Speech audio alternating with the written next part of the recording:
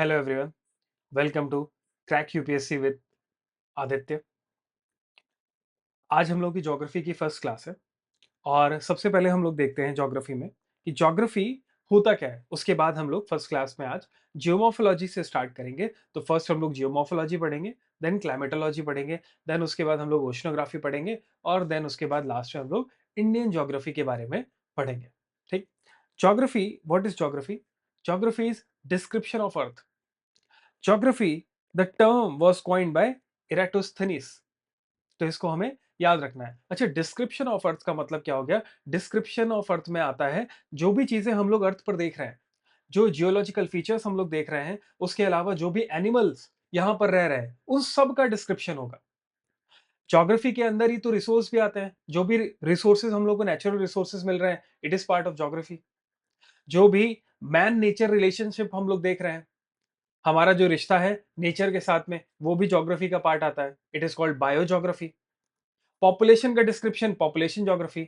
Settlement अगर हम लोग देख रहे हैं तो सेटलमेंट ज्योग्राफी। तो अर्थ पर हमें जो कुछ भी दिखाई दे रहा है, दैट इज ज्योग्राफी, उसका description is geography.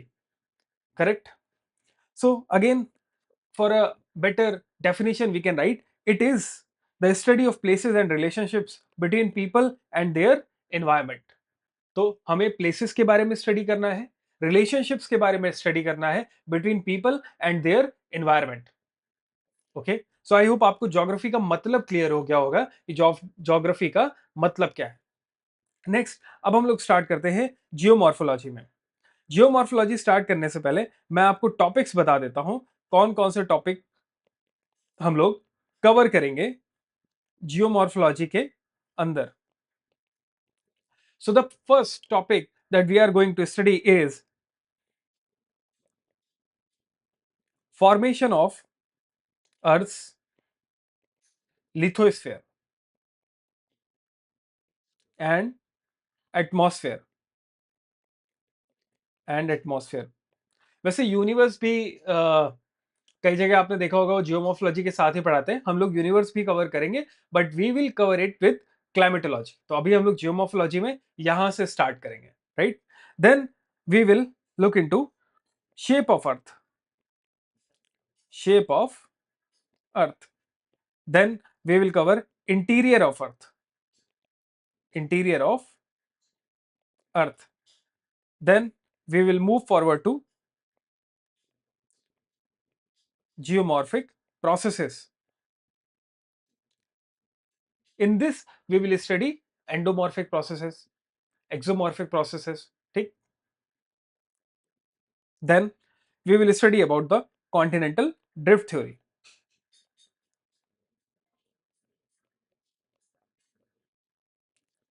Then we will study seafloor spreading theory. Seafloor spreading theory. Then we will study convective current theory. Convective current theory. Then we will move to plate tectonics. Then we have to study rocks, and then at last landforms, various landforms. So these all topics we have to study under geomorphology. This is one of the most important topic of geography and one of the lengthiest topic of geography as well. सबसे ज्यादा time geomorphology पढ़ने में ही लगता है, सबसे ज्यादा दिक्कत भी जियोमॉर्फोलॉजी में ही आती है। और ये जो चार थ्योरीज आपको दिखाई दे रही हैं, these four theories, this is the most important part of geomorphology.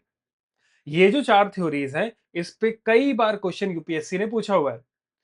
Recently in 2025 UPSC ने मेंस में क्वेश्चन पूछा हुआ है regarding the shape and size, changing shape and size of continents and ocean basins. तो उसके ऊपर एक क्वेश्चन आया हुआ है, वो आप कहां से बताओगे? उस क्वेश्चन का आंसर आपको मिलेगा प्लेट टेक्टोनिक्स से ही, राइट? उस क्वेश्चन का आंसर करोगे आप इन्हीं चार थ्योरीज के थ्रू ही। तो ये चार थ्योरीज बहुत इंपॉर्टेंट है। हर साल आपको एक क्वेश्चन मेंस में लगभग मिल ही जाता है और ये बेस फॉर्म करते हैं जियोमॉर्फोलॉजी का। अगर आपको ये चार थ्योरीज समझ में आती है तो आपको बहुत सारे जियोमॉर्फिक प्रोसेसेस समझ में आ जाएंगे। उसके अलावा इंटीरियर ऑफ अर्थ से भी कई बार क्वेश्चन आया हुआ है। अगर आपको इंटीरियर ऑफ अर्थ समझ में आएगा तभी आपको अर्थक्वेक्स वगैरह भी अच्छे से समझ में आएंगे, ठीक है। Then formation of lithosphere and atmosphere, UPSC has asked question in the prelims from this area, एक क्वेश्चन प्रीलिम्स में आया हुआ है, बट हाँ बहुत इंपॉर्टेंट है, इसको समझना भी। Rocks, in 2022 there was a question regarding the primary rocks, characteristics and significance was asked regarding primary rocks। आप अगर स्टेट पीसीएस उठा करके देखेंगे तो वहां पे रॉक साइकिल पे बहुत ज्यादा क्वेश्चन आते हैं, so that's why rock is also important. Then coming to the landform, I think in 2023, UPSC has asked one question on fjords. Fjords are formed by glaciers. तो उस पर यूपीएससी ने question पूछा हुआ है। सो दैट्स वाई लैंडफॉर्म पे भी question आता रहता है। स्टेट पीसीएस में क्या होता है, लैंडफॉर्म में आपको match the following type of question आता रहेगा, करेक्ट। तो अब हम लोग आगे बढ़ते हैं और शुरू करते हैं अपने फर्स्ट टॉपिक से, that is evolution of lithosphere. अब अगर हम लोग इवोल्यूशन ऑफ लिथोस्फीयर को पढ़ते हैं तो इसको हम लोग कई स्टेजेस में पढ़ सकते हैं, ठीक है। तो एक एक करके हम सारी स्टेजेस को देखते हैं, किस तरीके से हमारी लिथोस्फीयर इवॉल्व हुई। What is the meaning of lithosphere, वो मैं अभी आपको समझाता हूं कि उसका मतलब क्या होता है, ठीक। सबसे पहले देखते हैं द फर्स्ट स्टेज। तब in the first stage what was happening, the earth was hot and volatile, so we can write down earth at the very starting, earth began as a barren, rocky and hot volatile mass, ठीक। सो अर्थ इस तरीके से start हुई। अर्थ किससे बना हुआ है, earth is form from the nebula, जो शुरुआत में नेबुला था जिससे पूरा सोलर सिस्टम बना है, उसी से बना हुआ है। तो वो नेबुला भी क्या था, इट वॉज वेरी हॉट, ठीक है। Earth at the very start was also very hot. तो चारों तरफ आपको क्या देखने को मिलेगा, हॉट रॉक सरफेस देखने को मिलेगी, something like this. Earth is like this, very hot and Rocky surface, correct. आगे बढ़ते हैं हम लोग। What happened during the early stages, तो अब हम लोग अभी यहां पे बात कर रहे हैं अर्ली स्टेजेस की, इस टाइम पर क्या हो रहा है। So during the early stages what happened, small particles clump together and they form a rock, right? So we can write down small particle clumped together to form large bodies, ठीक। अब ये क्या होगा, धीमे धीमे स्मॉल पार्टिकल्स जुड़ते जाएंगे तो क्या होगा, साइज बढ़ता चला जाएगा। Eventually in 10 to 20 million years, eventually in 10 to 20 million years what will happen, planets will form, planets form in 10 to 20 million years, planets will form। देन आगे आते हैं, तो I can say at the very early stage earth is a hot hell, earth is a hot hell, it has sea of lava. तो कहीं पे भी इस टाइम पे हमें लिथोस्फीयर दिखाई नहीं दे रही है, राइट। कहीं पे भी हमें क्रस्ट दिखाई नहीं दे रही है। तो यहां पर क्रस्ट लिथोस्फीयर जैसा हमें कुछ भी अभी दिखाई नहीं दे रहा है। सब कुछ क्या है, it is a hot hell, lava हर तरफ बह रहा है। अभी जैसे हम लोग देखते हैं कॉन्टिनेंटल क्रस्ट होता है, उसने क्रस्ट होता है, क्रस्ट हमें दिखाई देता है जिस पर right now what is continental crust, the continent that we are standing upon is continental crust, जिसमें हम लोग वॉक करते हैं, जिसके ऊपर नदियां बह रही हैं, वो क्या है, कॉन्टिनेंटल क्रस्ट है। उस टाइम पे ऐसा कुछ भी नहीं था, it is a hot hell, sea of lava, that's it, ठीक। सेकेंड स्टेज पे आते हैं, what happened in second stage. Second stage में क्या हुआ, ये जो हॉट हेल था इसके बाद क्या स्टार्ट हुआ, कूलिंग स्टार्ट हुआ, cooling and water formation, cooling and water formation। What happened as the earth cooled down, as the earth cooled down, so as the earth cooled down, water जो trap था, कहां पर trap था, अर्थ के interior में, ठीक है, वो क्या होगा, वो अब बाहर की तरफ आएगा with gases. So earth cool down, water trapped inside earth will come out, will come out, will come out। ठीक। अब यहां पर जो वाटर आ रहा है वो दो तरीके से आ रहा है। जब अर्थ हमारी एक कांस्टेंट हॉट हेल था, सी ऑफ लावा था, during this time only earth was constantly bombarded by the asteroids. बहुत सारे एस्टेरॉइड आ रहे हैं, अर्थ के ऊपर अटैक कर रहे हैं, वो चल रहा है। ठीक। तो उन्हीं एस्टेरॉइड के साथ में क्या आया, उन एस्टेरॉइड में वाटर भी था। तो उन एस्टेरॉइड के साथ में भी वाटर आया और अर्थ के इंटीरियर में भी वाटर था। तो अर्थ जैसे जैसे कूल डाउन होती है, अर्थ के इंटीरियर से निकलता है गैसेस। उन गैसेस में होता है वाटर वेपर, तो साथ में वाटर वेपर भी बाहर की तरफ आ जाता है। करेक्ट। अब हम लोग देखते हैं आगे। अब ये अर्थ कूल डाउन होना शुरू हो चुका है। During this phase as the earth cool down due to gradual cooling, यहां पर लिख देता हूं मैं, due to gradual cooling, a thin crust formed। तो जैसे जैसे अर्थ कूल डाउन होना शुरू होती है, because of the gradual cooling, एक बहुत पतली सी क्रस्ट जो है वो फॉर्म होगी। बट ये जो थिन क्रस्ट फॉर्म हो रही है, this crust is very easily breakable, बहुत आसानी से टूट जाती है। करेक्ट। ओके। और हम लोग दूसरी चीज क्या देख सकते हैं, अर्थ में अगर हम लोग इसको मान लेते हैं, this is a very thin crust, thin crust.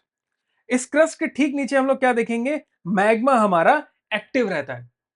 Earth was a hot hell, sea of lava, जैसे हमने पढ़ा है। ये सी ऑफ लावा एक जगह तो रहेगा नहीं, सी ऑफ लावा जो है वो मूव करता रहता है। अब ये जो मैग्मा मूव कर रहा है, ये मैग्मा मूव करने की वजह से क्या होगा, हमारी जो क्रस्ट होती है वो भी मूव करती रहती है। This crust also moves.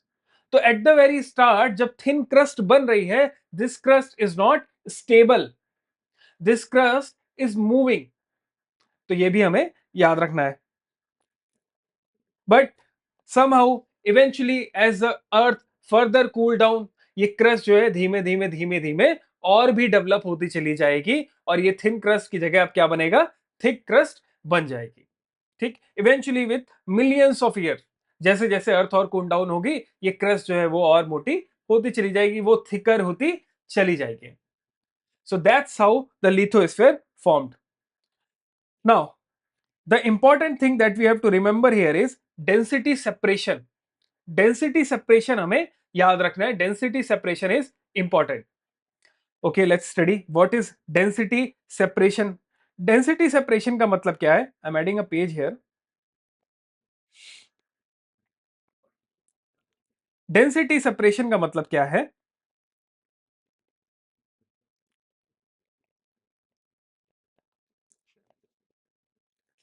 as the earth was cooling down, as the earth was cooling down, what was happening, जो हमारा heavier material था,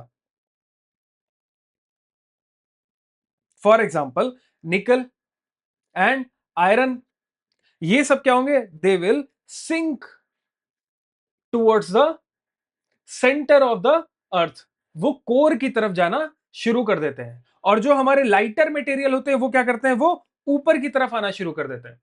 आपने कई बार देखा होगा, आप जो अगर पानी और तेल को आपस में मिक्स कर देते हैं, थोड़ी देर बाद क्या होता है, तेल जो होता है वो ऊपर आ जाता है, पानी नीचे की तरफ चला जाता है। ऐसा क्यों होता है, क्योंकि जो तेल होता है उसकी डेंसिटी कम होती है, पानी की डेंसिटी ज्यादा होती है। अगर मान लीजिए उसी में बालू भी है, सैंड भी है, तब क्या होगा, आपको सैंड की लेयर दिखाई देगी, उसके ऊपर वाटर दिखाई देगा, देन आपको ऑयल दिखाई देगा।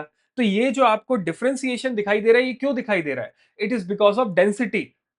जो सैंड है उसकी डेंसिटी बहुत ज्यादा है, दैट्स व्हाई इट सैंक डाउन। फिर उसके बाद वाटर की लेयर आपको मिलेगी, देन उसके बाद सबसे कम डेंसिटी वाला आपको मिलेगा, वो क्या है, ऑयल। तो अर्थ के साथ भी क्या हो रहा है, as earth is cooling down, as earth is settling, तब क्या होगा, जो हैवियर मटेरियल होंगे दे विल सिंक डाउन, और जो लाइटर मटेरियल होंगे वो क्या होंगे, they will move up. For example silica, aluminium, ये सारे के सारे कहां आ जाएंगे? ये आ जाएंगे ऊपर की तरफ। Because of this, because of the density separation, density differentiation, we have three layers in the earth, three layers in the earth, and these layers are crust, mantle and core। इन तीनों के बारे में इन डेप्थ तो हम लोग आगे अभी इंटीरियर ऑफ द अर्थ में पढ़ेंगे ही, बट हाँ हमें ये याद रखना है कि ये जो तीन लेयर्स हैं ये बनी कैसे हैं?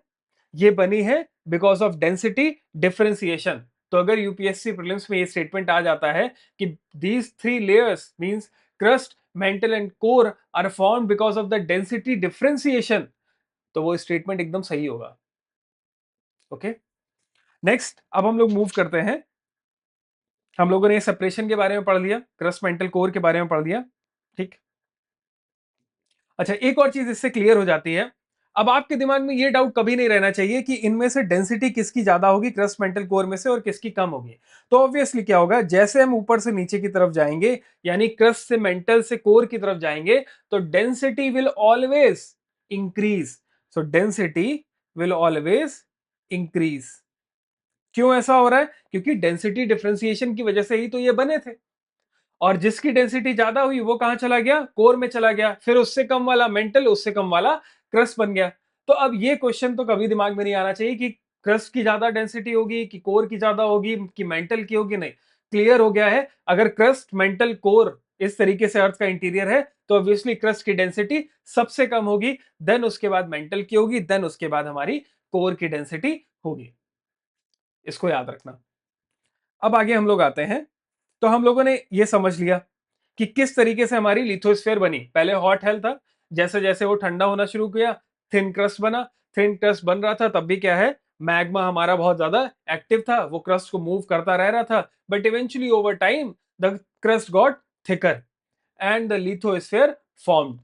डेंसिटी डिफरेंशिएशन का भी इसमें क्या रोल है वो भी हमने पढ़ लिया कि डेंसिटी डिफरेंशिएशन में क्या हुआ, हैवियर मटेरियल सैंक डाउन और जो लाइटर मटेरियल था दे केम एट द सरफेस। इसकी वजह से भी क्या हुआ, क्रस्ट फॉर्म हुई, क्योंकि क्रस्ट में क्या है, क्रस्ट में लाइटर मटेरियल है। तो ये चीज हम लोगों ने पढ़ ली। Okay, you guys can do one thing, you guys can take down notes as I am speaking. आप इसको लिख सकते हो जैसे जैसे मैं लिखता जा रहा हूं। दूसरा काम हम लोग ये कर सकते हैं कि I have a Telegram channel, और वहां पर मैं ये पीपीटी क्लास वाइज अपलोड कर दूंगा, साथ में मैं नोट्स भी अपलोड कर दूंगा। आप वहां से जाकर के देख सकते हैं। टेलीग्राम चैनल का जो लिंक होगा वो आपको डिस्क्रिप्शन में मिल जाएगा, आप वहां से जाकर के ज्वाइन कर सकते हैं। So we have studied this.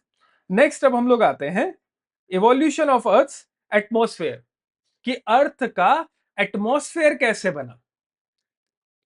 ठीक है, सो जो हमारा प्रेजेंट एटमॉस्फेयर है, अर्थ हमेशा ऐसी नहीं थी। आज हम लोग क्या देखते हैं, नाइट्रोजन है, ऑक्सीजन है, कार्बन डाइऑक्साइड है, आर्गन है, ये सारी चीजें।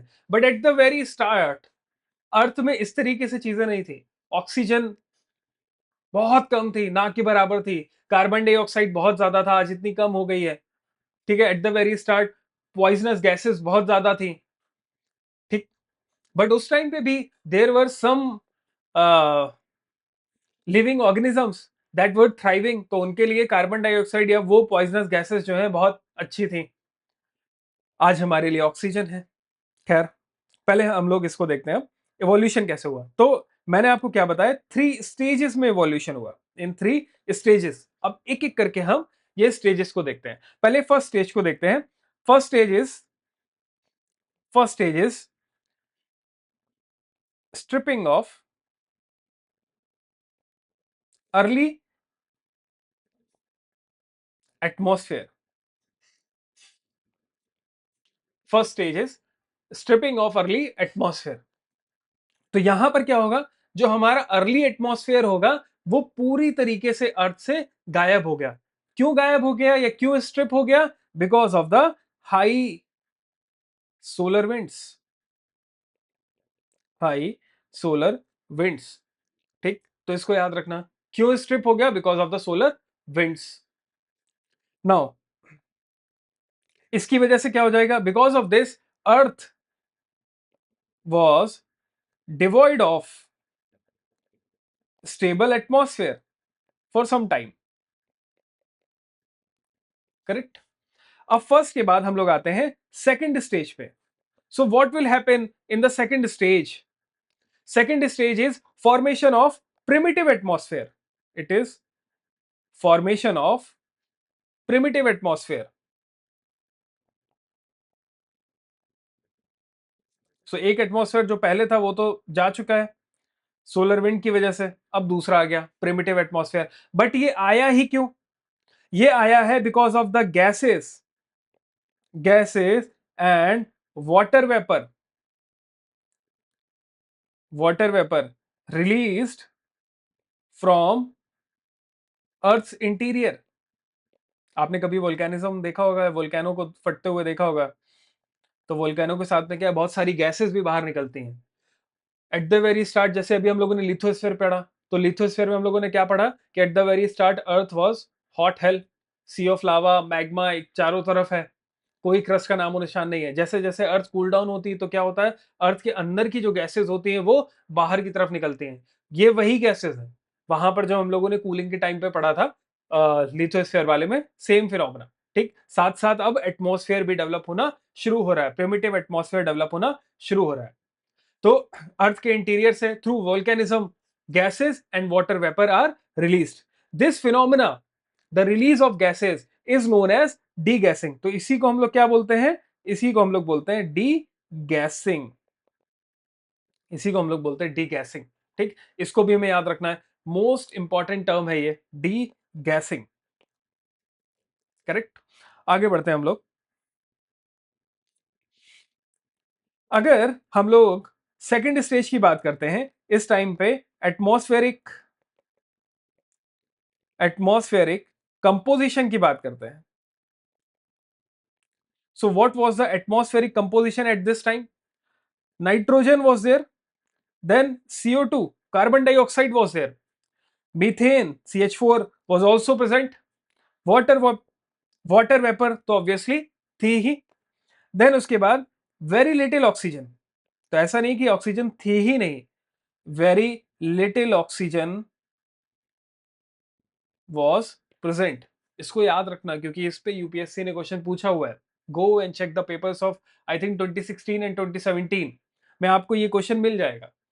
ठीक है, वहां पर एक स्टेटमेंट यूपीएससी ने दिया था कि there was no oxygen during the primitive atmosphere, तो ऑब्वियसली वो स्टेटमेंट क्या हो जाएगा, रॉन्ग हो जाएगा। तो आप यहां से आसानी से उसको मार्क कर सकते थे। नेक्स्ट अब हम लोग आते हैं सेकेंड स्टेज में। सेकेंड स्टेज में क्या हुआ, जब ये प्रिमिटिव एटमॉस्फेयर बन गया, डिगैसिंग हो गया, then what happened, cooling and condensation started. Cooling and condensation started. Cooling and condensation started. So what happened, water vapour जो अर्थ के एटमॉस्फेयर में पहुंच चुकी है, ये वाटर वेपर कहां से आई है, अर्थ के इंटीरियर से आई है। तो आज हम लोग जितना भी पानी देख रहे हैं अपने आसपास, वो कभी कहां पे रहा होगा, अर्थ के इंटीरियर में रहा होगा, वहीं से आया है। तो आप ये देख सकते हो कि हाँ, वाटर के दो सोर्स हम लोगों ने अभी तक पढ़े, एक तो अर्थ के इंटीरियर से वाटर आया वाटर वेपर के फॉर्म में, दूसरा एस्ट्रॉइड जो इंपैक्ट हो रहे थे, एस्ट्रॉइड के साथ में भी वाटर आया, बट मेजरली कहां से आया है, अर्थ के इंटीरियर से ही आया है। तो अगर यूपीएससी क्वेश्चन बनाता है कि वाटर वेपर जो भी आज प्रेजेंट है वो डीगैसिंग फिनोमेना की वजह से ही आया था, ऑब्वियसली वो स्टेटमेंट सही होगा। ठीक, सो कूलिंग एंड कंडेंसेशन स्टार्टेड। तो वाटर वेपर जब कंडेंस होगा तो क्या बनाएगा, क्लाउड फॉर्म करेगा। क्लाउड जब भी फॉर्म होंगे तो क्या होगा, रेनफॉल होगी, रेन फॉल होगी। तो ये भी हमें याद रखना है कि हाँ, अब क्या हो गया, कूलिंग स्टार्ट हो गई, कंडेंसेशन भी स्टार्ट हो गया, तो रेनफॉल होगी ही होगी। आगे बढ़ते हैं। जैसे जैसे रेनफॉल स्टार्ट हो गई, तो रेनफॉल स्टार्ट होने की वजह से क्या होगा, जो हमारा CO2 था, वाटर एटमॉस्फेयर में जो हमारा CO2 था, वो क्या होगा, वो वाटर के साथ में डिसॉल्व हो जाएगा, डिसॉल्व हो जाएगा, and it will make a weak carbonic acid, H2CO3 आपने पढ़ा होगा, it will make a weak carbonic acid. आपको पता होगा वाटर क्या होता है, बाइपोलर होता है। अगर वाटर बाइपोलर है तो किसी भी चीज को अपने आप में घोलने की क्षमता उसमें बहुत ज्यादा होती है, तो CO2 को भी वो खुद में डिसॉल्व कर लेता है।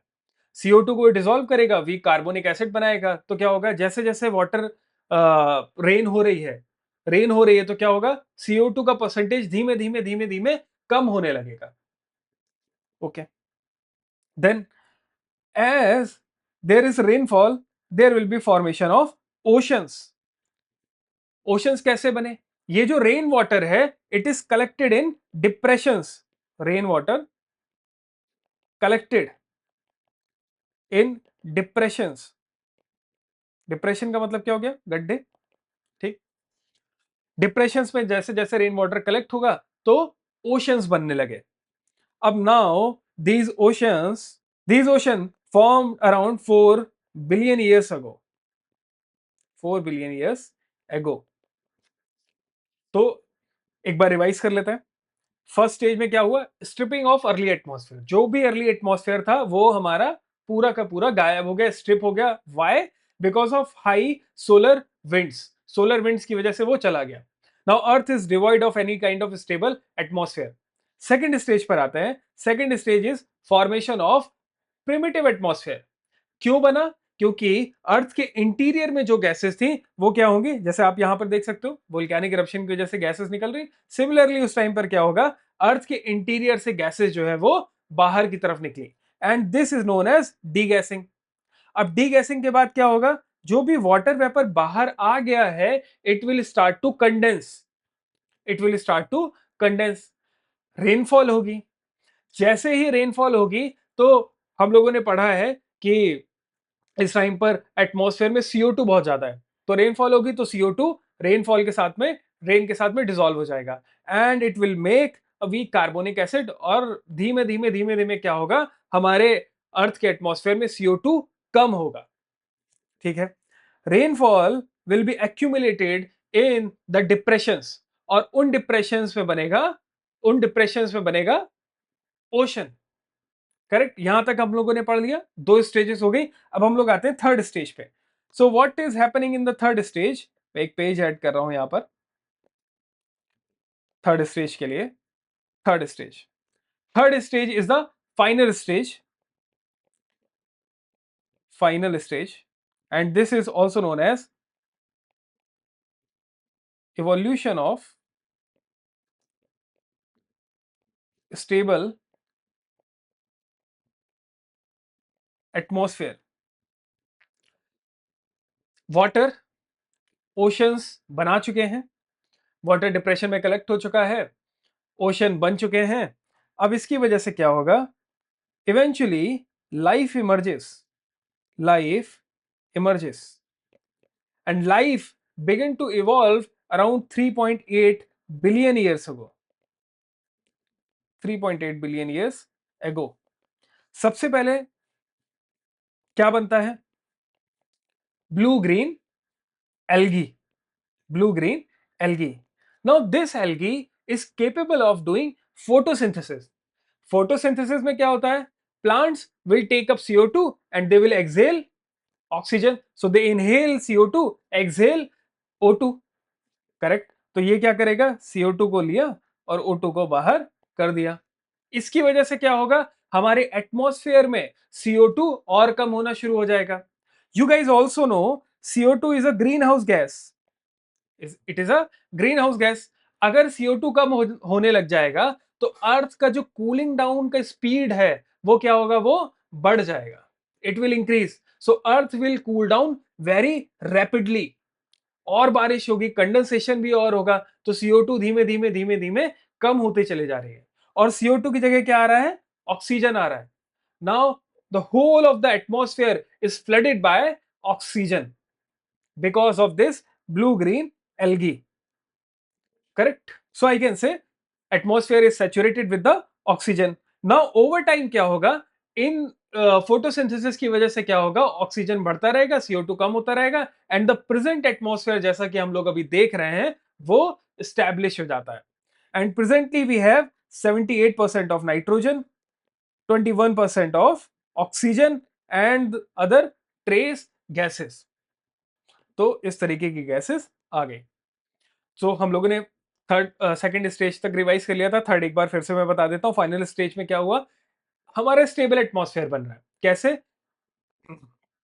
जो ओशंस था, ओशंस में क्या हुआ, लाइफ इमर्ज हुई। ओशन में लाइफ इमर्ज हुई 3.8 बिलियन ईयर्स अगो। लाइफ का मतलब क्या हो गया, सबसे पहले ब्लू ग्रीन एल्गी डेवलप हुए। These blue green algae can do photosynthesis. Photosynthesis अगर ये कर सकते हैं तो obviously they will take up CO2, oxygen को एक्सेल कर देंगे, बाहर कर देंगे। इवेंचुअली क्या होगा, oxygen percentage will come down and the atmosphere will be saturated with oxygen. और जैसे जैसे एटमॉस्फेयर हमारा ऑक्सीजन के साथ सैचुरेटेड हो जाएगा, हमें प्रेजेंट एटमॉस्फेयर जो हम आज अभी देख रहे हैं वो मिल जाएगा। सो this is the final stage. इस तरीके से हमारा एटमॉस्फेयर इवॉल्व हुआ है, इस तरीके से हमारा एटमॉस्फेयर बना है। करेक्ट? सो आई होप आप लोगों को कोई प्रॉब्लम नहीं हुई होगी इन दोनों ही टॉपिक्स में। एनसीईआरटी से भी आप इसको पढ़ सकते हैं, एनसीईआरटी में दोनों दिए हुए हैं बहुत अच्छे से।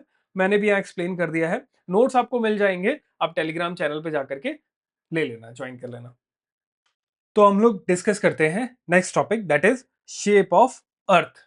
ठीक है, अभी तक हम लोगों ने एवोल्यूशन ऑफ लिथोस्फीयर देख लिया, एवोल्यूशन ऑफ एटमॉस्फेयर देख लिया। अब हम लोगों को नेक्स्ट टॉपिक करना है, that is shape of earth. तो आप बताइए, शेप ऑफ अर्थ यानी कि अर्थ का शेप किस तरीके का है? The earth shape is geoid. Earth is oblate, spheroid. ठीक है, मीन्स अर्थ में क्या हो रहा है, जो हमारे पोलर एरियाज हैं दे आर फ्लैट, चपटे हैं वो। और जो हमारा इक्वेटर वाला एरिया है, इक्वेटर वाले एरिया पे हम लोग क्या देखते हैं, इक्वेटर वाले एरिया पे हम लोग देखते हैं थोड़ा सा बल्ज है। So we will see we have bulge at equator. यहां पर हमें क्या दिखाई दे रहा है, we have bulge at equator. और जो पोल्स है वो क्या है, poles are flat, poles are flat. तो ये हमारा अर्थ का शेप है। अर्थ शेप इज जियोइड, मतलब अर्थ जैसा, यानी कि वो क्या है, ऑब्लेट स्फेरॉइड है। ऑब्लेट स्फेरॉइड का मतलब क्या हो गया, बल्ज हमें देखने को मिल रहा है एट इक्वेटर और हमें पोल्स पे देखने को मिल रहा है अर्थ इज फ्लैट। अगर अर्थ जो है बल्ज, अर्थ में बल्ज है इक्वेटर पर, तो ऑब्वियसली क्या होगा, जो हमारा इक्वेटोरियल डायमीटर होगा वो क्या होगा, ज्यादा होगा। और जो हमारा, 1 मिनट, जो हमारा पोलर डायमीटर है वो क्या होगा, कम होगा।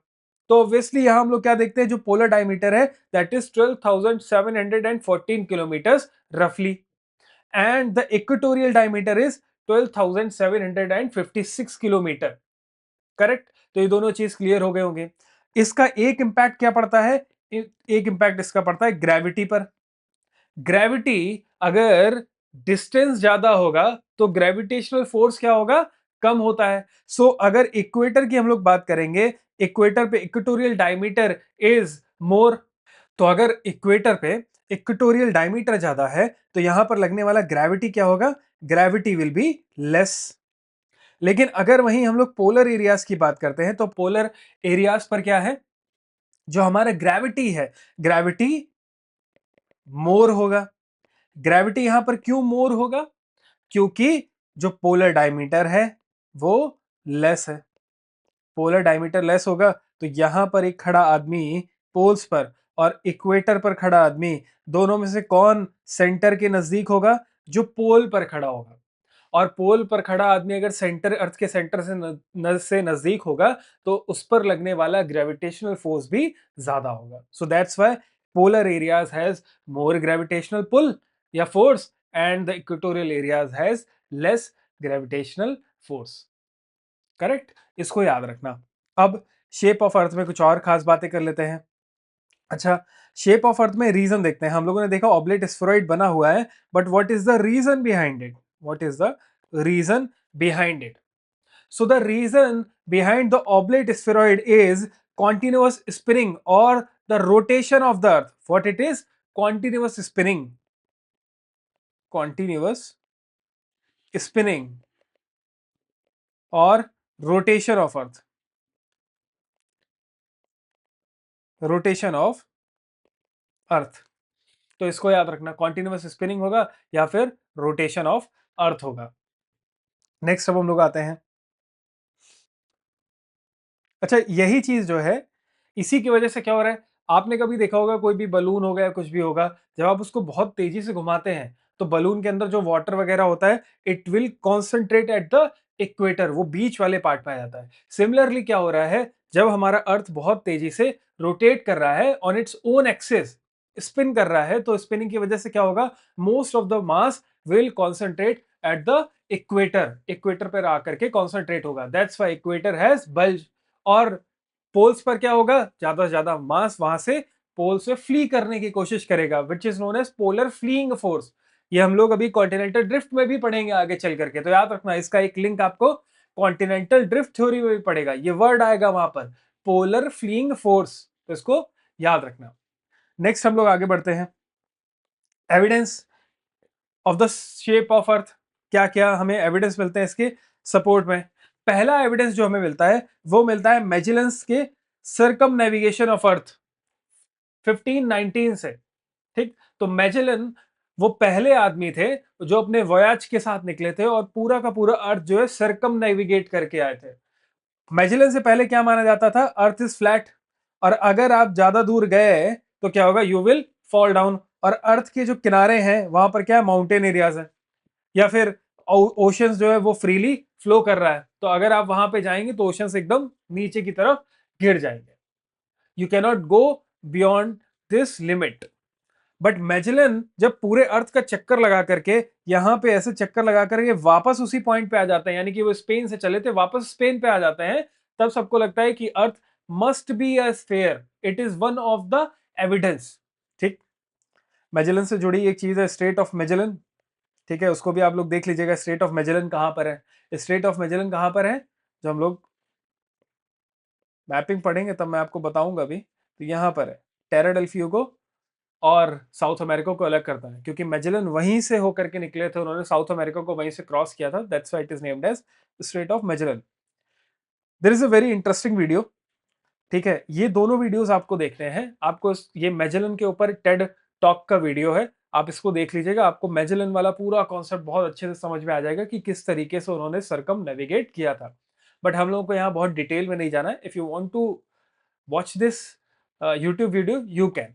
ठीक, नेक्स्ट अब हम लोग आगे बढ़ते हैं, circular horizon. Horizon appear circular when viewed from a ship. अगर मान लो शिप के अलावा भी हम किसी एक ऊंची जगह पे जाते हैं, ठीक है, किसी पोल पे गए और हम यहां पर खड़े हुए, अब यहां से हम अर्थ को ऑब्जर्व करना शुरू करते हैं, देखते हैं, तो हमें क्या हमेशा दिखाई देता है, अर्थ हमें सर्कुलर दिखाई देती है, ये एक सर्किल में हमें दिखाई देगा। और हम मान लो कि इसकी जगह यहां पर होते हैं तो हमें सर्किल छोटा दिखाई देता, जैसे जैसे हम ऊपर की तरफ जाते हैं अपने ऑल्टीट्यूड को बढ़ाते हैं तो हमें वो सर्कल और बड़ा दिखाई देता है।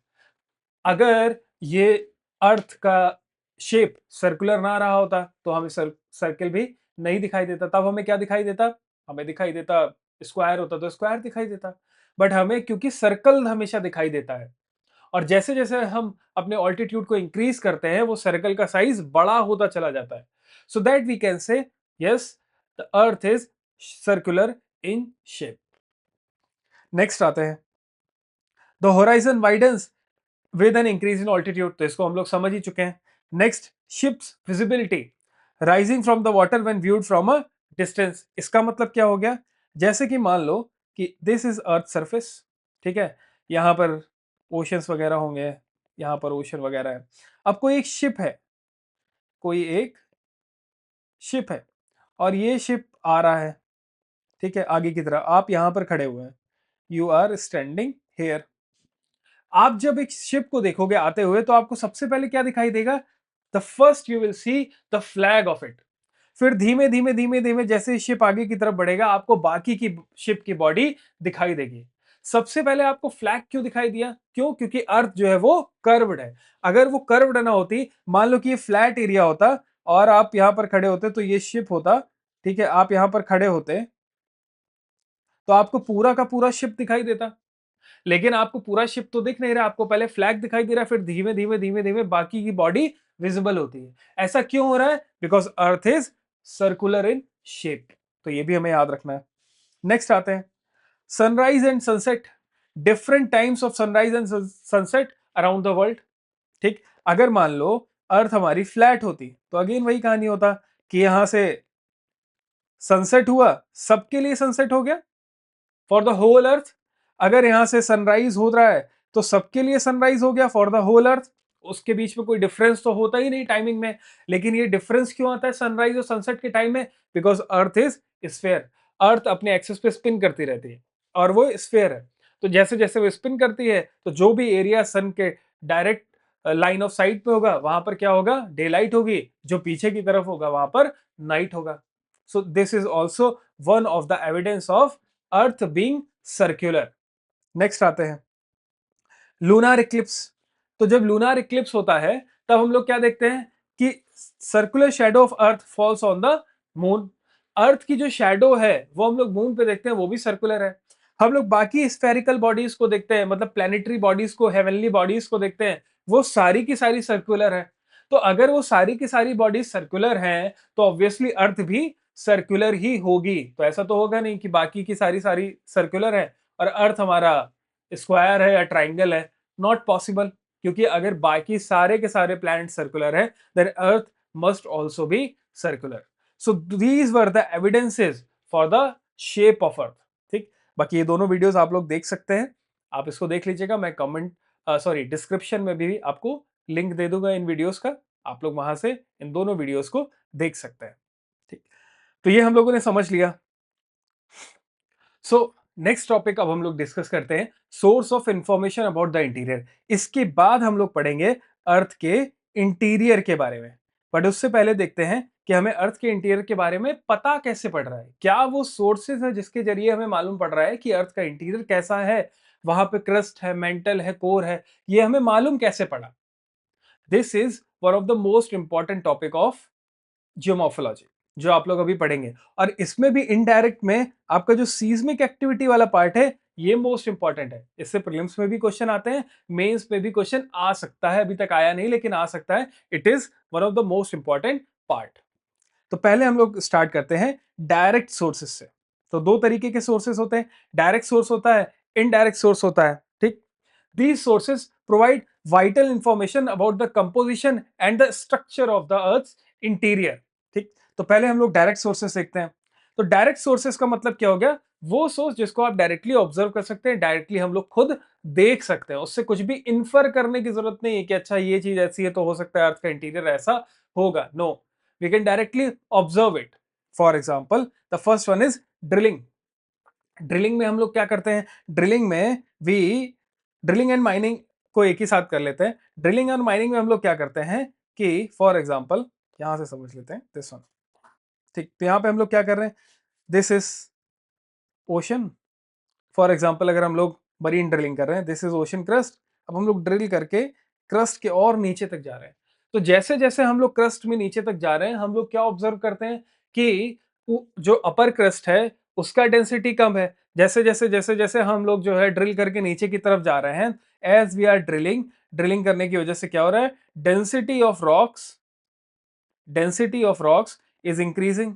ड्रिलिंग करने पे हमने एक और चीज देखी कि जैसे जैसे हम लोग ड्रिल करते हुए नीचे की तरफ जा रहे हैं टेम्परेचर इज इंक्रीजिंग। फिर हमने एक और चीज ऑब्जर्व की, the pressure is also increasing. ये सारी चीजों को हम लोग डायरेक्टली ऑब्जर्व कर पा रहे हैं ना, हम लोग ये सारे एक्सपेरिमेंट्स खुद ही परफॉर्म कर रहे हैं। So that's why it is a direct source. तो ये सारी चीजें हमें मालूम पड़ी थ्रू ड्रिलिंग एंड माइनिंग। अच्छा, जो हमारा ड्रिलिंग है, डीपेस्ट ड्रिल कहां किया गया था? Cola, in the Arctic ocean, and it has reached till the depth of 12 kilometre. So I can से डायरेक्ट सोर्सेस की एक लिमिटेशन है। हम कोर तक जाकर के तो ड्रिल नहीं कर सकते हैं कि हम जाएं और मेंटल तक जाकर के ड्रिल करें या कोर तक जाकर के ड्रिल करें और वहां से सॉरी रॉक सैंपल्स को लेकर के आए। So this is not going to happen, ऐसा तो नहीं हो पा रहा है। तो this is one of the limitation of direct sources. But हाँ, ड्रिलिंग माइनिंग से हमें यह मालूम पड़ गया कि these are the things that are happening, कि density of the rock is increasing, temperature is increasing, pressure is also increasing. Next अब हम लोग आते हैं वोल्केनिक इरप्शन पे।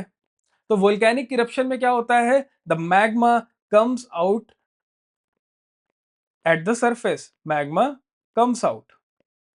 जैसे ही मैग्मा बाहर आता है, उस मैग्मा को हम स्टडी कर सकते हैं कि ये जो मैग्मा बाहर आया है, इसका डेंसिटी कितना है, ठीक है? इसका कंपोजिशन कैसा है?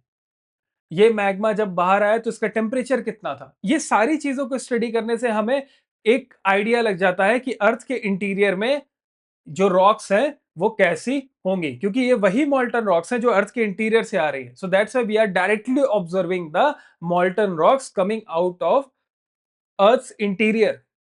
तो ये हो गया डायरेक्ट सोर्स वोल्केनिक इरप्शन। ठीक, नेक्स्ट अब हम लोग आते हैं वोल्केनिक इरप्शन के बाद इनडायरेक्ट सोर्सेस पे। The first one is meteor. ठीक है, मीटियोर को देख लेते हैं हम लोग। तो हमारा अर्थ कैसे बना है? अर्थ हमारा बना है नेब्यूला से, प्लैनेटरी नेब्यूला, जो शुरुआत में रहा होगा, फिर वो धीमे धीमे ठंडा हुआ। हम लोगों ने इवोल्यूशन ऑफ लिथोस्फीयर में पढ़ा है ना अभी, कि धीमे धीमे जो स्मॉल पार्टिकल्स थे वो क्लम्प होते गए ग्रेविटी की वजह से। धीमे धीमे उनका साइज बढ़ता गया एंड दे मेड प्लैनेट्स। ठीक, उसी तरीके से कुछ बहुत जो फ्रेगमेंट थे वो प्लैनेट नहीं बना पाए। वो क्या रह गए? They are meteors. वो एस्टेरॉइड बन के रह गए, कॉमेट बन करके रह गए, बट अभी भी they are present in our solar system और वो सन के चारों तरफ अपना चक्कर लगा रहे हैं। अगर मीटियोर आ जाता है पृथ्वी पर, मतलब अर्थ के सरफेस पे, मतलब एटमॉस्फेयर को क्रॉस करके आ जाता है, उसको मीटराइट बोलते हैं। तो मीटराइट जब आ जाता है उसको हम स्टडी करते हैं। तो उसका तो उसका जो केमिकल कंपोजिशन होगा उसके बेसिस पे हम ये स्टडी कर सकते हैं, हाँ अर्थ के इंटीरियर में भी इसी तरीके की रॉक रही होंगी जब अर्थ बन रहा होगा। So this was the composition. तो ये हम लोग क्या कर रहे हैं? इन्फ्लुएंस कर रहे हैं, डायरेक्टली अर्थ के इंटीरियर से वो रॉक नहीं निकल रही है। हमने ये जाना कि मीटेराइट किसके बने हैं? They are made up of planetary nebula, same planetary nebula of which earth is also formed। अगर अर्थ भी इसी की बनी हुई है तो ऑब्वियसली अर्थ का इंटीरियर में जो रॉक होगी वो कैसी होगी? जैसी मीटराइट की रॉक है उसी तरीके की होनी चाहिए। ठीक, so that's how we infer. अच्छा, एक बार डिफरेंस देख लेते हैं हम लोग इन सबको के बीच में। मीटियोर क्या होता है? It is a streak of light seen when a meteoroid hits up in the atmosphere. Correct, definition से क्लियर हो गया होगा। एस्टेरॉइड पे आते हैं। It is a rocky body smaller than a planet that orbits the sun. तो it is a rocky body, planet like a planet but उससे बहुत छोटी होगी, and it orbits around the sun. Meteorite पे आते हैं। रॉकी और metallic fragment of an asteroid, comet और प्लैनेट। तो मीटेराइट क्या है? अ फ्रेगमेंट, काफी छोटा होगा एस्टेरॉइड से भी। अ फ्रेगमेंट ऑफ एस्टेरॉइड, कॉमेट और प्लैनेट जो कि सोलर सिस्टम में मौजूद है। देन उसके बाद हम लोग आते हैं मीटेरॉइड पे। तो मीटेरॉइड जो है, जब मीटेरॉइड अंदर आता है अर्थ के अंदर, फॉर एग्जांपल दिस इज मीटेरॉइड, ये अर्थ के अंदर आने की कोशिश कर रहा है। तो जो हम लोग देखते हैं एक लॉन्ग स्ट्रीक बनती हुई चली आ रही है, क्योंकि जब अर्थ के एटमॉस्फेयर में आएगा मीटेरॉइड तो क्या होगा? अर्थ के एटमॉस्फेयर के फ्रिक्शन की वजह से it will start to burn. तो वो जो बर्निंग स्ट्रीक हमें आते हुए दिखाई देती है, तब हम उसको क्या बोलते हैं? तब हम उसको बोलते हैं मीटियोर। और अगर ये मीटेरॉइड अर्थ तक पहुंच गया, अर्थ के सरफेस तक पहुंच गया, तब हम इसको क्या बोलेंगे? मीटेराइट, यानी कि meteor fragment that reaches the ground. ये इन तीनों के बीच में डिफरेंस है, मीटेरॉइड, मीटियोर एंड मीटियोराइट। ठीक, तो मीटियोराइड क्या था? It is a fragment. किसका फ्रेगमेंट हो सकता है? कॉमेट का होता है, हो सकता है एस्टेरॉइड का, हो सकता है प्लैनेट का, हो सकता है छोटा सा होता है। अब इसने अर्थ के एटमॉस्फेयर के अंदर घुसना शुरू किया, एटमॉस्फेयर की वजह से फ्रिक्शन लगेगा, फ्रिक्शन की वजह से दिस मीटेराइड विल बर्न, और इसी बर्निंग मीटेराइड को हम लोग क्या बोलते हैं? मीटियोर। अब ये मीटियोर अगर अर्थ के सरफेस तक पहुंच गया, पूरा खत्म नहीं हुआ, तब हम उसको क्या बोलेंगे? मीटेराइट। ठीक, तब हम उसको बोलेंगे मीटेराइट। तो ये इन तीनों के बीच में डिफरेंस है। यूपीएससी ने एक क्वेश्चन पूछा हुआ है प्रीलिम्स में, आप लोग जरूर उसको देखिएगा। ठीक है, जरूर उसको देखिएगा, इन तीनों के बीच का डिफरेंस पूछा जाता है। ओके, कॉमेट यहां पर रह गया था, कॉमेट भी देख लेते हैं। कॉमेट क्या होता है? It is icy body that releases gas as its orbit the sun. तो कॉमेट क्या होगा? आईसी बॉडी है, वाटर वगैरह रहता है, रॉक्स भी होती हैं, बट मेनली क्या होगा? वाटर होगा इसमें, आइस के फॉर्म में होता है।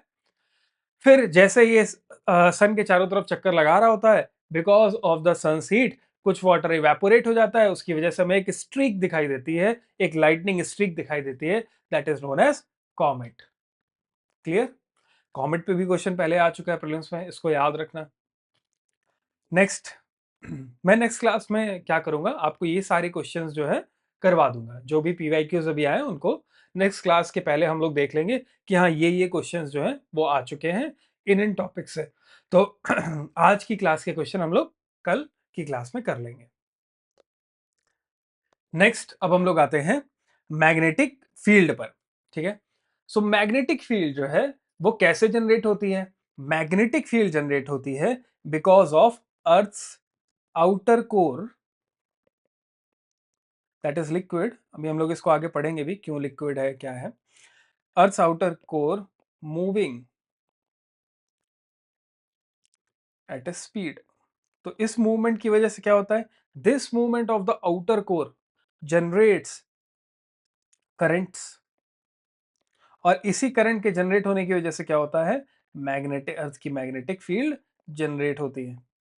तो अर्थ का आउटर कोर लिक्विड है, वो घूम रहा है, और जब वो घूम रहा है तो उसके घूमने की वजह से क्या होगा, this will generate currents, eddy current, और these currents will eventually lead to the formation of magnetic field। तो इस वजह से मैग्नेटिक फील्ड जनरेट होती है। ठीक, अब क्या होगा, कई बार ये मैग्नेटिक फील्ड बहुत ज्यादा बढ़ जाती है, मैग्नेटिक फील्ड कम हो जाती है। ये मैग्नेटिक फील्ड के ज्यादा और कम होने की वजह से हम लोग क्या इन्फर कर सकते हैं कि अर्थ के आउटर कोर में कुछ ना कुछ चीजें चेंज हो रही होंगी, या हो सकता है उसका स्पीड चेंज हो रहा होगा। ठीक है, ये मैग्नेटिक फील्ड से हम लोग एक और चीज इन्फर कर सकते हैं, कहीं पे भी क्या होता है, जैसे पोलर एरियाज पे मैग्नेटिक फील्ड आकर के कन्वर्ज हो रही है, इक्वेटर इक्वेटोरियल एरियाज पे मैग्नेटिक फील्ड एक दूसरे से दूर रहती हैं। हम लोग मैग्नेटिक फील्ड भी सेपरेटली कवर करेंगे, बट अभी सिर्फ और सिर्फ हमें इतना ही पढ़ना है regarding this sources of interior. तो उसमें हमें सिर्फ इतना ही पढ़ना है, बाद में जो हम लोग कवर करेंगे तो इसको इन डेप्थ भी देखेंगे। तो ये हमें ये सारी चीजें बता रहा है कि क्या क्या चेंजेस अर्थ के इंटीरियर में हो रहे होंगे because of the magnetic field. ठीक है, सो आई कैन राइट कि earth's magnetic field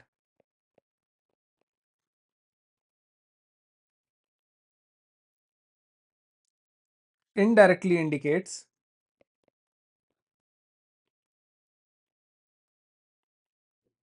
the composition and dynamics of the core of the earth। ठीक, क्योंकि मैग्नेटिक फील्ड कोर की वजह से ही जनरेट हो रही है, तो कोर में जो भी चेंजेस हो रहे होंगे, जो भी डायनेमिक्स हो रही होगी, वो हमें मैग्नेटिक फील्ड के चेंज से मालूम पड़ जाएगी।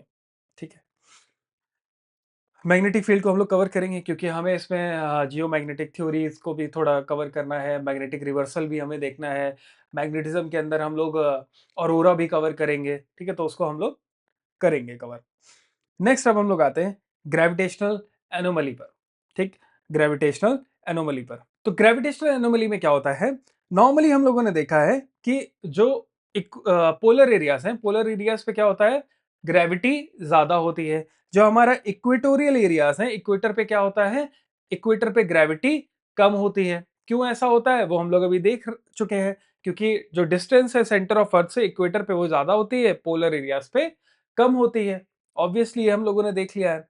नेक्स्ट हम देखते हैं कि अर्थ में एक्चुअली क्या होता है ना, कि ग्रेविटी हर जगह सेम नहीं है। नॉर्मली हम लोगों ने ग्रेविटी क्या पढ़ा है, 9.8 रहता है, बट दिस 9.8, और जब हम लोग न्यूमेरिकल सॉल्व किया करते थे तो इसकी वैल्यू 10 ले लिया करते थे, एज्यूम कर लिया करते थे फॉर सिंपलर कैलकुलेशन। तो बट ये जो 9.8 है ये हर जगह सेम नहीं है। जो ग्रेविटी है अर्थ की ये डिफरेंट है, फॉर एग्जांपल इक्वेटर पे डिफरेंट है, पोल्स पे डिफरेंट है। और जो एरिया पोल्स के सबसे ज्यादा नजदीक, सॉरी, जो एरिया सेंटर के नजदीक होगा वहां पे ग्रेविटी ज्यादा होगी। तो आई कैन से if a location is near the center of earth, then it has more gravity, then it has more gravity। अगर यही location is far from the center of earth, centre of earth, तब क्या हो जाएगा, less gravity हो जाएगी। तो एक तो ये बात हो गई, ग्रेविटी इस पे डिपेंड करती है। सेकेंडली, ग्रेविटी किस पे डिपेंड करती है, द कंसंट्रेशन ऑफ मास। तो जहां कहीं भी concentration of mass, the concentration of mass is high, तो वहां पे ग्रेविटी क्या होगा, ज्यादा होगी, ग्रेविटी इज हाई। अगर concentration of mass is less, तो ग्रेविटी भी क्या होगी, the gravity will also be less, gravity भी वहां पर कम होगी। जैसे कि हम लोग यहां पर देख सकते हैं, ये अर्थ का रियल पिक्चराइजेशन है।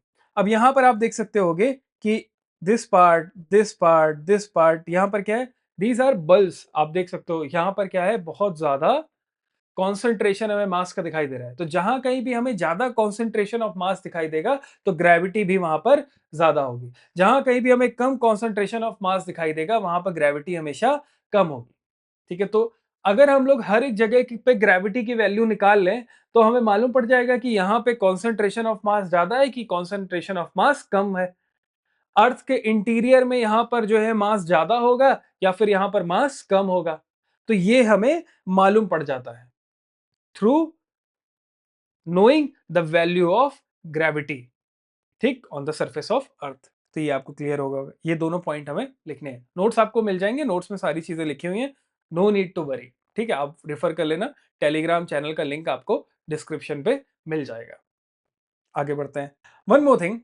तो अगर साइंटिस्ट मेजर करें, scientist by measuring gravitational anomalies, ठीक है, ग्रेविटेशनल एनोमलीज को ऑब्जर्व करें अक्रॉस सरफेस ऑफ अर्थ, तो साइंटिस्ट क्या कर सकते हैं, they can create a map, they can create a map. किस चीज का मैप क्रिएट कर सकते हैं, map of gravitational anomaly. By this they can know the presence of specific geological feature in the interior of earth, specific geological feature such as ore deposit and the underground cavities। क्योंकि अगर cavity होगी, मान लो बाहर से तो बहुत बड़ा दिख रहा है, लेकिन अंडरग्राउंड कैविटी होगी तो क्या होगा, मास कम है, मास कम है तो वहां पे ग्रेविटी भी कम होगा। Underground cavities and variation in crust and mantle, variation in crust and mantle। ठीक, तो ये सारी चीजें हमें मालूम पड़ जाएंगी, we can write it down. I hope आप लोग साथ में लिखते जा रहे होंगे, क्योंकि वो भी बहुत जरूरी है कि साथ में आप लोग जो है वो नोट डाउन करते रहें। ठीक है, नेक्स्ट अब हम लोग आगे बढ़ते हैं सीज्मिक वेव्स की तरफ, यानी कि अर्थक्वेक की तरफ। ठीक है, अर्थक्वेक पे हमें अर्थक्वेक वेव्स के बारे में भी पढ़ना है, P wave, S wave, body wave, surface wave, ये सारी चीजों के बारे में हमें स्टडी करना है। But let's just focus on earthquake right now. Waves को हम लोग कल की क्लास से स्टार्ट करेंगे। पहले हम लोग सीज्मिक वेव्स के बारे में पढ़ेंगे, कैसे वो अर्थ के इंटीरियर के बारे में बता रही हैं, देन हम लोग मूव करेंगे इंटीरियर ऑफ अर्थ पर। ठीक, सबसे पहले डिस्कस करते हैं अर्थक्वेक के बारे में। So what is earthquake? Earthquake दो वर्ड से बना हुआ है, अर्थ एंड क्वेक। ठीक है, क्वेक का मतलब क्या होता है, शेकिंग। सो अर्थक्वेक का मतलब क्या हो जाएगा, the shaking of earth. But ये शेकिंग क्यों हो रही है, the shaking is because of release of energy, release of energy. ठीक है, और आई कैन से it is because of sudden release of energy, it is because of sudden release of energy. तो होता क्या है, energy is suddenly release along a fault line, और जब वो सडनली रिलीज होती है तो उसकी वजह से बनता है अर्थ क्वेक। अब एक एग्जांपल से समझते हैं। फॉर एग्जांपल हम देखते हैं कि यहाँ पर एक ये रॉक का पार्ट है, दूसरा ये रॉक का पार्ट है, दोनों एक दूसरे के साथ में कन्वर्ज हो रहे हैं, कोलाइड हो रहे हैं। ठीक है, अब जब ये दोनों एक दूसरे के साथ में कोलाइड होंगे तो क्या होगा, ये इस तरफ पुश कर रहा है, ये इस तरफ पुश कर रहा है। जैसे एक दूसरे के साथ में पुश कर रहे हैं, तो I am trying to push this hand toward this, ये वाला इस तरफ जाने की कोशिश कर रहा है, but for a certain amount of time क्या होगा, इनके बीच का जो फ्रिक्शन होगा वो ज्यादा होगा, और जो पुश लग रहा है वो कम होगा। तो एनर्जी क्योंकि फ्रिक्शन ज्यादा है तो ये मूव नहीं करेंगे, but over a period of time energy will build up, जैसे जैसे ये और पुश करेगा, ये और पुश करेगा, तो क्या होगा, over a period of time suddenly all the accumulated energy will be released and these two will move. This sudden burst of energy, this sudden release of energy is known as earthquake. I hope आपको समझ में आ गया होगा। अब earthquake में दो चीजें देखते हैं। अच्छा, कोई भी क्वेश्चन हो आपका, please right it down in the comment section. आप प्लीज वहां पर लिखिएगा, I will answer you personally. ठीक है, अब यहां पर देखते हैं। ठीक, जहां से एनर्जी रिलीज होती है उसको हम लोग क्या बोलते हैं, फोकस या फिर हाइपो सेंटर। तो the point where energy is released उसको हम लोग बोलते हैं फोकस या हाइपो सेंटर। अब ये जो पॉइंट हो सकता है, ये पॉइंट आपका अर्थ के सरफेस के पास हो सकता है, अर्थ के सरफेस के काफी नीचे भी हो सकता है, इट डिपेंड्स। अभी आगे हम लोग जब अर्थक्वेक भी पढ़ेंगे, हम लोग जब प्लेट टेक्टोनिक्स ये सब खत्म कर लेंगे तो हम लोग फिर से अर्थक्वेक पढ़ेंगे। वहां पे अर्थक्वेक पे हम लोग देखेंगे कि सरफेस लेवल पे कैसे होते हैं, मिडिल लेवल पे कैसे होते हैं, डीप लेवल पे कैसे अर्थक्वेक होते हैं। ठीक है, क्यों वो इंड्यूस होते हैं, जब हम लोग ट्रेंच वगैरह सब पढ़ देंगे तो आपको ये और अच्छे से समझ में आएगा। बट चूंकि अभी हम लोग को सीस्मिक वेव्स के बारे में पढ़ना है तो we need to have a bit of clarity, so that's why I am doing this. ठीक, तो अभी जो समझा रहा हूँ वो समझ में आना चाहिए, बाकी नेक्स्ट क्लास में तो ये और भी बिल्डअप होगा, वहां आपको और अच्छे से समझ में आ जाएगा। ठीक, अब हम लोग आते हैं एपिसेंटर पे। तो व्हाट इज एपिसेंटर? अब क्या होगा, ये जो फोकस है, यहां से एनर्जी हर एक डायरेक्शन में ट्रेवल करना स्टार्ट करेगी, हर एक डायरेक्शन में ट्रेवल करना स्टार्ट करेगी। और ये एनर्जी जो है सबसे पहले जिस पॉइंट पर सरफेस पे पहुंचेगी उस पॉइंट को हम लोग बोलते हैं एपिसेंटर। यानी कि अर्थ के क्रस्ट पे, सरफेस पे जिस पॉइंट पे फोकस से एनर्जी सबसे पहले पहुंचती है उसको हम लोग बोलते हैं एपिसेंटर। ठीक, ये हमें याद रखना है, नो प्रॉब्लम। तो आपको ये समझ में आ गया होगा। Earthquake cause due to release of energy which generates wave that travel in all directions. अब इन्हीं वेव्स को हम लोग क्या बोलते हैं, सीज्मिक। एनर्जी कैसे ट्रेवल करती है, वेव्स के थ्रू ट्रेवल करती है। इन्हीं वेव्स को, जो ये एनर्जी ट्रेवल कर रही है, उनको हम लोग बोलते हैं सीज्मिक वेव्स।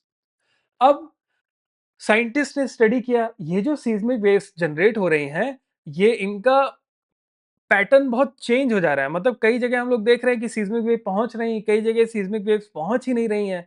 सीस्मिक वेव्स, जबकि अगर मान लो कि यहां से फोकस से जनरेट हुई तो इधर भी जाएंगी, इधर भी जाएंगी, इधर भी जाएंगी, यहां भी जाएंगी, हर जगह जाना चाहिए, तो आपको जो है हर जगह मिलनी चाहिए।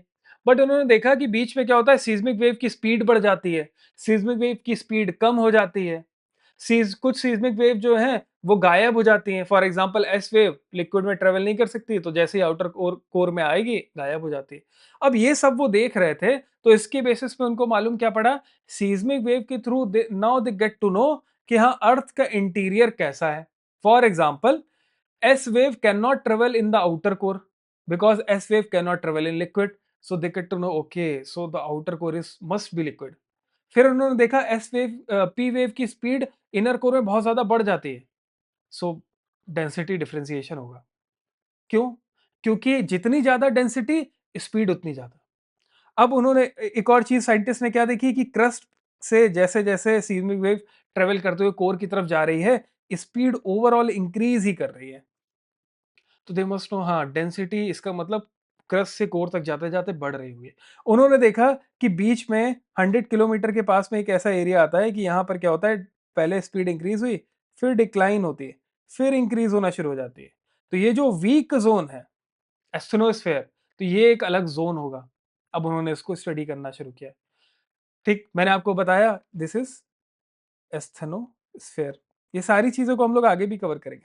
फिर मैंने आपको बताया जैसे आउटर कोर पे पहुंचे तो उन्होंने देखा कि पी वेव तो ट्रेवल कर रही है, एस ट्रेवल नहीं कर पा रही, तो outer core must be liquid. ये सब कैसे हमें मालूम पड़ रहा है? Now we know all about the earth's interior because of the seismic waves. So seismic waves point directly about the interior of earth. ठीक है, तो ये क्लियर हो गया होगा आई थिंक। अब नेक्स्ट चैप्टर में हम लोगों को पढ़ना है अर्थक्वेक वेव्स के बारे में। So we will study next lecture में पी वेव, एस वेव, ठीक, body wave and surface wave. So we will study about body wave, we will study about surface waves, और कैसे ये अर्थ के इंटीरियर को बता रहे हैं, के बारे में बता रहे हैं। पी वेव इसमें पढ़ेंगे, एस वेव पढ़ेंगे, इसमें हम लोग लव वेव्स पढ़ेंगे, देन उसके बाद हम लोग रेले वेव्स पढ़ेंगे। तो ये सारी चीज़ों को हम लोग को कवर करना है इन द सीस्मिक वेव्स, जो हम लोग कल करेंगे। इसके बाद हम लोग अर्थ के इंटीरियर पे आ जाएंगे और इंटीरियर को कवर करेंगे। ठीक।